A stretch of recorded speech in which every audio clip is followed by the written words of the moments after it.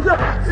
بص ده والله ما صدق نفسي والنبي انا مش عارف اعمل ايه. ولا ايه ده؟ عبيط ده؟ ايه ده يا عم؟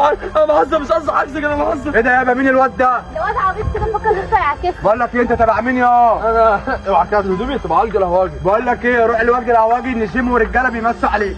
اوه وربنا يجيب لك وجه خلاص كده يا ابرو معلم واجب. جدع كوتا. عشاء يلا يا حبيش يلا كوتا، روح الشغل خلي بالك من الصبح. انا معلم واجب. ايه ده؟ مالك يا عبوده في ايه؟ انا اتضربت يا وجدي. مين اللي ضربك يا؟ الصراحه هقول لك، كانت بنت حلوه كده مزه كده، رحت عكستها، راح اخوها واصحابه وجمعوا في السوق وضربوني. ما هو لازم يضربوك، ما انت عكستها. انت بعمل ايه دلوقتي انا؟ طب بقول لك ايه، انا هجيب لك حقك. ماشي هنطلع اكسبلور. يبقى عليك حاجه في الاكسبلور اصلا. طب بقول لك ايه، هم فين؟ بص صل على النبي، هتمشي اخر الشارع ده هتلاقيهم. خلاص ماشي يا عم، غاب بهزر معاك يا عم، هو في الشارع اللي هناك ده. طب خلاص عايزك تيجي تتفرج على البابا. ماشي جاي وراك يا معلم.